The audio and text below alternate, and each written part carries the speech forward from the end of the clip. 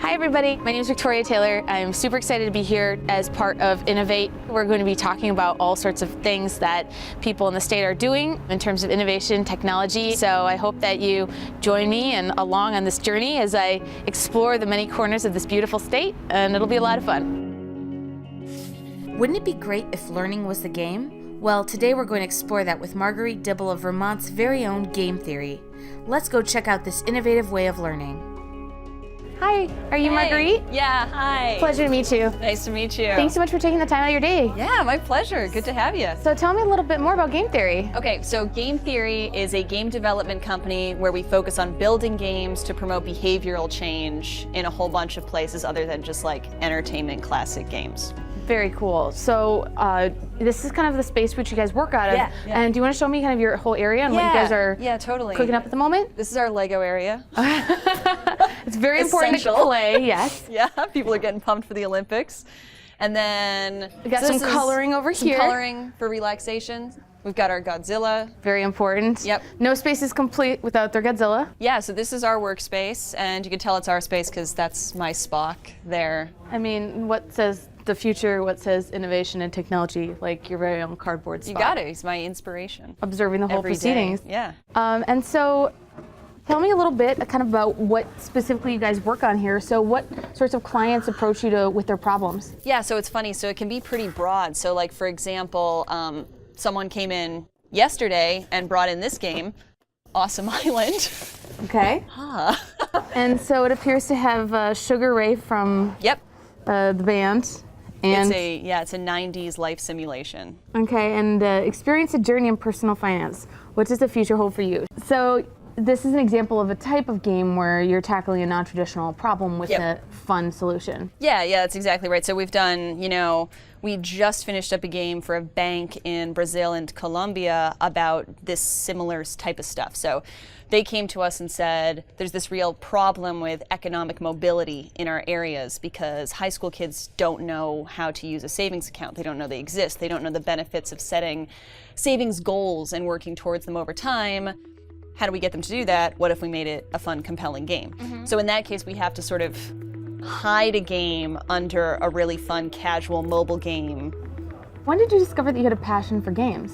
Oh man, so, I always really liked games. Like I used to, when I was really little, cut open cereal boxes with magic markers and make board games out of them. So it was something that always really fascinated me. And then video games were like a whole separate level, I wasn't really allowed to have them when I was little because my parents were, justifiably concerned that I would sit inside and never leave. She's not going to eat, she's not going to sleep, she's just going to sit there and play. Yeah, so my cousins had all the video games, of course. So you go to their house and just play for hours on end. Completely binge out. Once I took one of their Nintendo 64 controllers and took it for myself and pretended at home that I was playing Nintendo 64. That's so sweet. That is so sweet. If it makes you feel better, I pretended a chunk of wood was a cell phone. There you go. And so you always had a passion for games and for imagination. Yep. And then I guess as you got older, as I'm sure you went through your studies, you realized that this was an actual thing. Yeah, exactly. And I realized that I love technology as well, right? So I had this awesome class in high school called Tech Research. And the whole class was pick something in tech you want to learn about, research it yourself, keep a blog about it, and give some speeches once in a while about what you've learned. And that changed everything for me. I taught myself Photoshop with that class. I learned how much I loved working with computers and just digital tools. And so if I love digital tools and I love games and I love storytelling, that combine all came together all of them. Exactly into video games. That is so fascinating. So you yourself probably play a lot of games. You probably enjoy a lot of different games. Yeah. How have you noticed your work kind of affecting your own personal life? Oh man, it's crazy. Everyone who works for us gets a $50 game stipend each month so that you can stay on top of your research and play as many games as you want. That is so fantastic. But it really is important. It's crazy because a lot of the work we do and some of the work we're doing that's pretty unique nationally and globally is we're really diving into specifically what makes a fun experience for different people and different demographics. So analyzing once you hit 35, strategy becomes more important than competition. And when you're 11, surprise is more valuable than community structures. And so we're mapping out all the components that go into games to make them such compelling experiences and figuring out how that works for each individual. And so staying on top of what's going on in the marketplace, you analyze yourself more. Like, so for example, Pokemon Go. As you're obsessed with it. We're all obsessed with it. But I know, like, oh, I'm really attracted to the completion and collection mechanics specific to this, whereas that company's previous game, Ingress, appeals more to global competition. And that's why it's something my husband plays more of that than Pokemon. So it really changes how you interact with, you know, your medium. And what about gamifying things that aren't even gamified at all? Like, for example, Fitbits and keeping track of your wearables and your activity. I was talking with someone the other day about how we could create a strategy simulation out of the permaculture movement and turning a piece of land into a sustainable garden agriculture. All year round. Exactly. Oh, that'd be fun. It'd be like the opposite of that Plague Inc. game. Yeah. You'd be like, you're selling all the zucchinis and you're making lots of money. I mean, really, there are so many different types of games that you weave into and you use the experiences to kind of inspire your work. Yeah. So besides the Brazilian bank, what are some other interesting kind of usages that you've seen? Yeah, so one of the cool ones that we're working on right now is a game called Camp Conquer, and this is through a partnership with faculty at UVM. So some nutritionists at UVM were saying, oh, wouldn't it be cool if we could use a game to motivate kids to be more physically active? And we said, oh yeah, we can come up with something like that. So we've done focus groups all this past year with Burlington High School students and helped them channel their feelings into a game design that we ultimately presented. And that game is, you take steps, the steps in the real world turn into coins and currency that you use in a game, and the game is a school-wide water balloon fight between everyone in the school.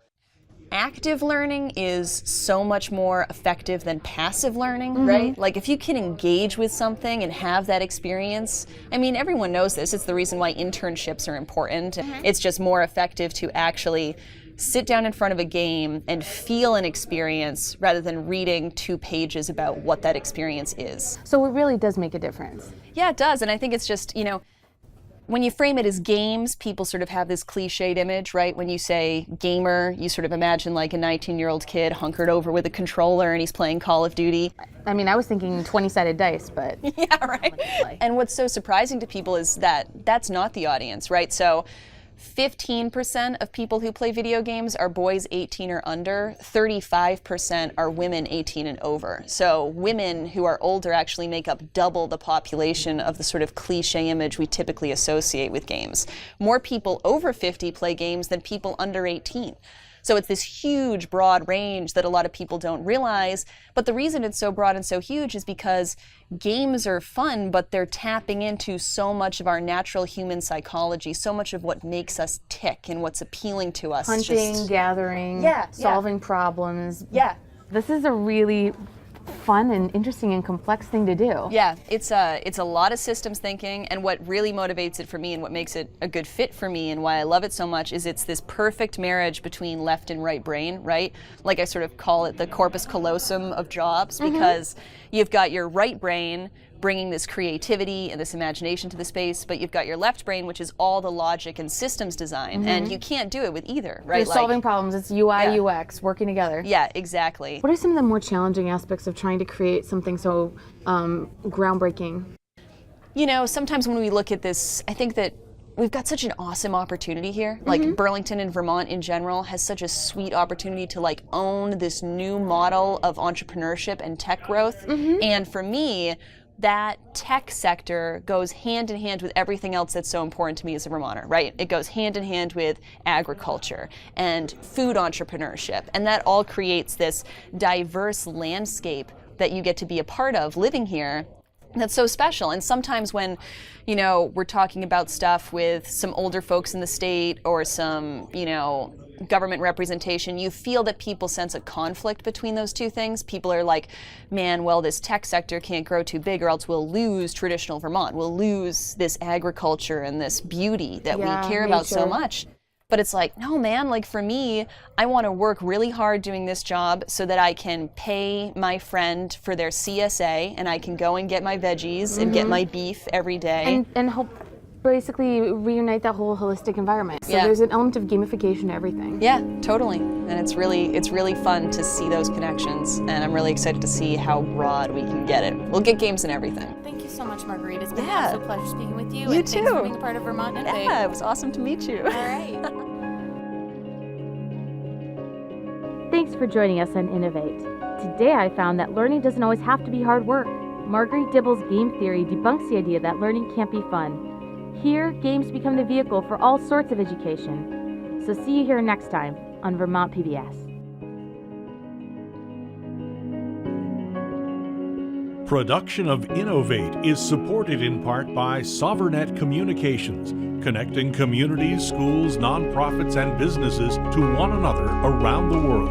More information at sovereignnet.com. And by Merchants Bank, committed to supporting Vermont's innovators. More information on Merchants Bank is available at mbvt.com. Additional funding provided by the following contributors.